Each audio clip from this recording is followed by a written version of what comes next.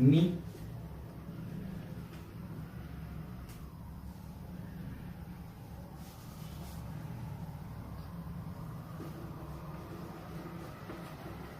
मी cricket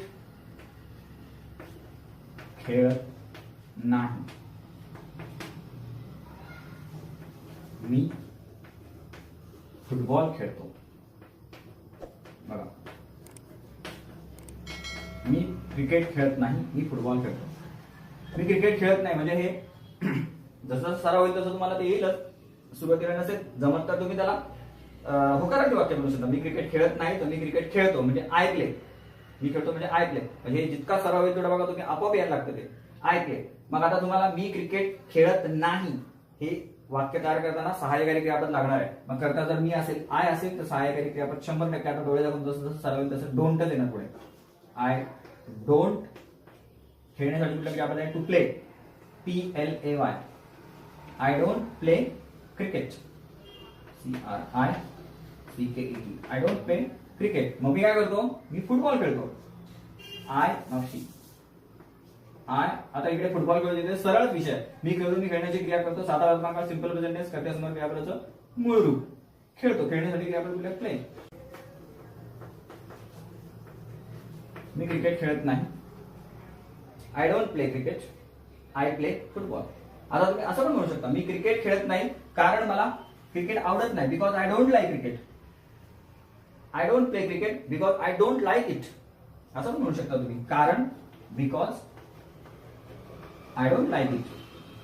मला आवडत नाही. तुम्ही भारतात असं कठीण झालंय वाक्य. भारतात सगळ्यांनाच आवडतं. पण एक उदाहरण म्हणून बघतो आपण. बघा, I don't play cricket because I don't like it. मला ते आवडत नाही म्हणून मी ते खेळत नाही. I play football because I like it very much. कारण ते मला खूप आवडतं. हेच वाक्य तुम्ही पुढे कसं करू शकता? I don't play cricket because I don't like it. I play football because I like it so much. कळतं तुम्हाला? अशी तुम्ही स्वतःहून स्वतःची वाक्य तयार करू शकता. ओके. सो मी क्रिकेट खेळत नाही. I don't play cricket. मी फुटबॉल खेळतो. I play football. तुम्ही घेऊ शकता.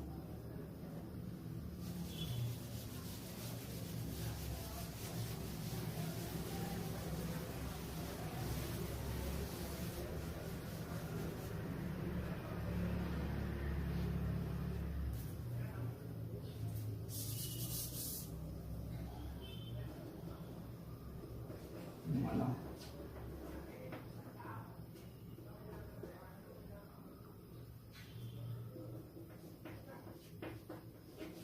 हिंदी येत नाही असं समजा एखादं वाक्य. असं होत नाही सर्वसाधारणपणे भारतातील लोकांना थोडीफार कमी हिंदी येतेच. पण चला उदाहरण म्हणून आपण दिलं. मला हिंदी येत नाही. मला हिंदी येत नाही म्हणजे मला हिंदी येते.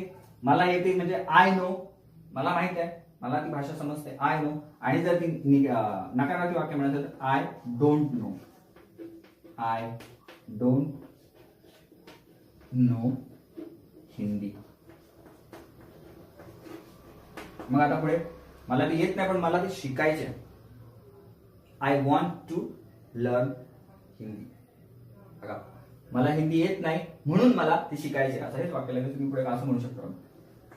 म्हणून मला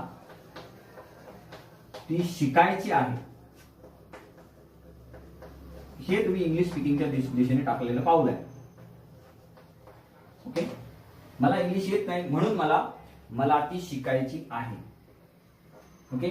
so I don't know Hindi so I want to learn it. I want to learn it. बघा, आता शिकण्यासाठी काय आता हे वॉन्ट टू ची रचना आहे ते सुद्धा आपण विस्ताराने खूप खोलात जाण्याचा अभ्यास करणार आहोत. I want to learn it. मला ते शिकायचं आहे. I don't know Hindi so I want to learn it. आता एखादा बोलेल मला इंग्लिश येत नाही. So I don't know English so I want to learn it. किंवा तो बोला की मला ते खूप गरजेचं आहे बोलल्यानंतर I need to learn it. मला खूप गरजेचं आहे ते शिकणं. अशा पद्धतीने. ओके. सो मला हिंदी येत नाही. आय डोंट नो हिंदी म्हणून मला ती शिकायचं आहे. So I want to learn it. असं तुम्ही वाक्य तयार करू शकता. एक नाही भरपूर वाक्य तुम्ही तयार करू शकता.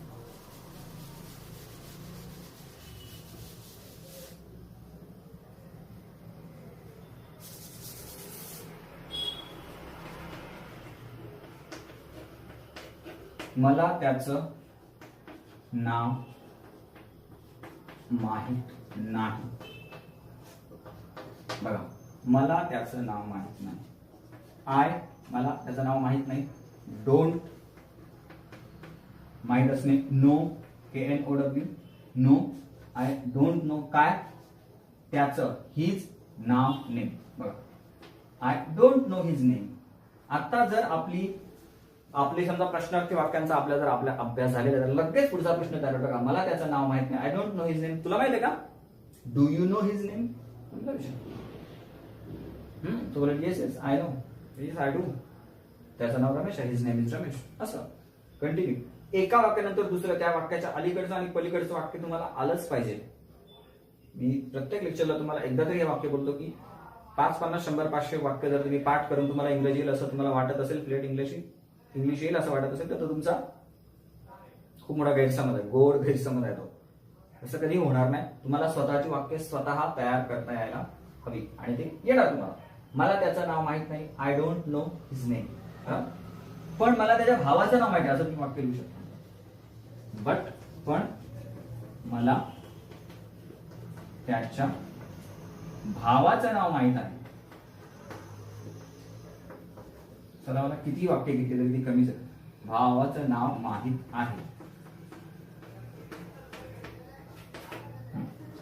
ओके, आता समजा एकत्र लिहिलं असं तर आपण I don't know his name but, okay, I don't know his name, इकडे लिहा ना, but I know his brother's name. His brothers, त्याच्या भावाचं, BROTHER', त्याच्या भावाचं नाव. बघा, मला त्याचं नाव माहित नाही, I don't know his name but I know his brother's name.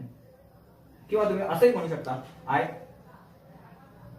Know his brother's name but I don't know his name. ज्या तुम्हाला जसं तुमचं प्रेफरन्स आहे जसं त्यानुसार. ओके, सो मला त्याचं नाव माहित नाही, I don't know his name but I know his brother's name. पण मला त्याच्या भावाचं नाव माहित आहे. मला याबद्दल अजिबात माहित नाही. माहित असण्यासाठी परत क्रियापद नोच आहे. मला I don't know anything about, याच्याबद्दल, धिस. मला याबद्दल अजिबात माहित नाही, I don't know anything about this. हे वाक्य अजून एका वेगळ्या पद्धतीने लिहिलं जाऊ शकतं. ते आहे आय नो नथिंग, NOTHING. बघा, अपवादात्मक गोष्ट आहे. I know nothing about this. हे सुद्धा आपण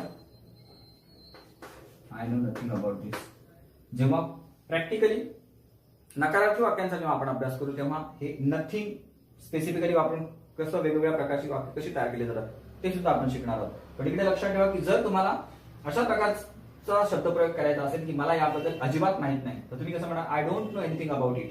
ह्या वाक्याचं जराही अर्थानं बदलते हे वाक्य अशाही पद्धतीने लिहिलं जाऊ शकतं किंवा बोललं जाऊ शकतं की I know nothing about it, मला अजिबात त्याबद्दल माहित नाही, नथिंग. त्यावेळेला मात्र इकडे बघा डू नॉट किंवा डज नॉट अशा प्रकारचे शब्द येणार नाहीत. पण हे जर इकडे हा करता जर ही असतात तर he knows nothing about this, त्याला याबद्दल काही माहित नाही. बघा असं म्हणत आहे, त्याला याबद्दल काहीच माहित नाही, काहीच माहित नाही. हे वाक्य पहिल्यांदा सरळ असं होऊ शकतं, ही डझंट, बरोबर, ही समोर डोंट येणारच नाही कधी. He doesn't know anything about this. बघा आता एकदम प्रॅक्टिकल इंग्लिश आहे. I don't know anything about this, मला नको विचारू, don't ask me anything. I don't know anything about this, please don't ask me anything, I have no idea. परत जर हॅवचा मुख्य क्रिया बनवून वापर हे जर आपण शिकलो, I have no idea about it. It is better for you to ask to someone, किसी दूसरे को पूछो, जाऊन दुसऱ्या कोणाला तरी को विचार. He doesn't know anything about this, त्याला याबद्दल काहीच माहित नाही. हेच वाक्य नथिंग शब्द वापरून जर लिहायचं असेल, त्याला स्टार करून ठेवा या दोन्ही वाक्यांना. ते आपण नंतर याचा विस्तृत अभ्यास करणार आहोतच. तुर्तास तुम्हाला हे माहित असलं तर तुम्ही आतापासूनच बोलायला सुरुवात करू शकता. ही पर्टिक्युलरली अशी वाक्य. So he knows, KNOWS, he knows nothing about this. Nothing, excuse me, about this. So, मला याबद्दल अजिबात माहित नाही. I don't know anything about this. हे वाक्य वेगळ्या पद्धतीने असं लिहिलं जाऊ शकतं. I know nothing about this. वेगळे डोंटचा वापर न करता, अजिबात माहित नसण्यासाठी. त्याला याबद्दल काहीच माहित नाही. ही डझंट नो, कारण तो आला म्हणजे he does. He doesn't know anything about this. हेच वाक्य वेगळ्या पद्धतीने असं लिहिलं जाऊ शकतं. He knows nothing about this. बघा, नो ला एस प्रत्यय लागणार. थोडक्यात तुम्हाला क्रियापद माहित असतील आणि वाक्यांच्या रचना व्यवस्थित समजत असतील तर तुम्हाला इंग्रजी येणं हे क्रमप्राप्त आहे आणि ते येणार म्हणजे 100% येणार. बघा, अजून एका प्रकारचे वाक्य, म्हणजे खूप साऱ्या वाक्यांचा आपण सराव करूच जसं जसं आपण पुढे जाऊ तसं. तरी पण अजून बघा, की मी तिथे जातो हे वाक्य आपण पाहिलं. विशेष समजून घ्या, संकल्पना स्पष्ट झाली पाहिजे. मग सराव आपण त्याच्यानंतर सराव केल्यानंतर त्याचा फायदा तेव्हाच होतो खरं तर, की संकल्पना स्पष्ट पाहिजे. नाहीतर ते एकदम ब्लाइंड रोटी काही कामाचं नाही. मी तिथे जातो हे वाक्य मला सांगा माहिती आहे आता, आय गो देअर, बरोबर आहे. आता हे वाक्य आपण पाहिलं की मी तिथे जात नाही. या वाक्याला आपण इंग्लिश मध्ये कसं तयार केलं? I don't go. Okay, I don't go there, बरोबर. आता जर तुम्हाला असं म्हणायचं असेल की मी तिथे कधीच जात नाही, बघा स्टार करायचं आपण वाक्याला वेगळ्या प्रकारचे. मी तिथे कधीच जात नाही. ओके, तर मी तिथे कधीच जात नाही. आय कधीच नाही साठी इंग्लिश मध्ये शब्द व्यवस्थित लक्ष ठेवा. NEVER, नेव्हरचा अर्थ होतो कधीच नाही. कधीच नाही. विरुद्धार्थी शब्द आहे त्याचा ऑलवेज, ALWAYS, ऑलवेज म्हणजे नेहमीच, नेहमी. ओके, सो नेव्हर, मी तिथे कधीच जात नाही. आय नेव्हर, लक्षात ठेवा इथे मात्र तुम्हाला गो हे या क्रियापदाच्या अगोदर डू नॉट लावायची गरज नाही, कारण कधीच नाही आल्यानंतर डू नॉटचा प्रश्नच येत नाही. I never go there. लक्षात येतं तुमच्या? एकच उदाहरण असं लक्षात ठेवायचं ना की आपल्याला कुठलंही वाक्य आलं तर मी हे कधीच करत नाही. आय नेव्हर डू दिस. कळतं तुम्हाला? चला पुढे जाऊया. आता हेच आय नेव्हर गो देअर. बघा, तो इकडे येतो, येतो. ओके, ही कम्स हिअर, बरोबर आहे. आपण शिकलेलो आहोत. जे पहिल्यांदा आपला चॅनल आपला व्हिडिओ बघत असेल त्यांनी मागे जाऊन या संकल्पना विषयी समजून घ्या. खूप सोपं आहे. साध्या वर्तमान काळाचं मराठी आणि इंग्लिशचं स्ट्रक्चर वेगळं. मी करतो, आम्ही करतो, तो करतो, तुम्ही करतो, तो करतो, तो करतो, तो येतो, येण्याची क्रिया करतो. साधा वर्तमान काळ, simple present tense, I do, he does, he comes here. आता हे वाक्य नकारार्थी, तो इकडे येत नाही. ही नकारार्थी वाक्य लिहिताना, निगेटिव्ह सेंटेन्स लिहिताना तुम्हाला सहाय्यकारी क्रियापदाची गरज लागणारच. कम्स मध्ये कुठलं सहाय्यकारी क्रियापद दडलेलं आहे? डज. ही डज, डजला नॉट लागलं झालं डझंट. ही डझंट, क्रियापदाचं मूळ रूप कम जसं ते तसं. He doesn't come here. Okay, आता हे वाक्य जर आपल्याला असं म्हणायचं असेल की तो इकडे कधीच येत नाही. कधीच येत नाही. बघा, ही कधीच नाही, कधीच नाही, नेव्हर. ओके. आणि येण्यासाठी जर क्रियापद कुठलं आहे, to come, to see you आणि कम, ते आपण इथे वापरलेलं आहे. बघा, ही नेव्हर कम. असं बोलून जर तुम्ही वाक्य पुढे लिहिलं तर याचा अर्थ तुम्ही बाकी काही पण असू शकतं. तुमच्याबद्दल एक शक्यता अजिबात नाही की तुम्ही स्टेप बाय स्टेप इंग्लिश चॅनलला फॉलो करणारे स्टुडंट आहात. स्टेप बाय स्टेप इंग्लिश चॅनलला फॉलो करणारा स्टुडंट कधीही साध्या वर्तमान काळामध्ये तृतीय पुरुष एकवचनी करता वापरेल. त्याच्यासमोर जे क्रियापद येईल त्याला नियमानुसार एस किंवा एस प्रत्यय लावणार, म्हणजे लावणारच at any cost, 100%. He never comes, never comes here. लक्षात येतं?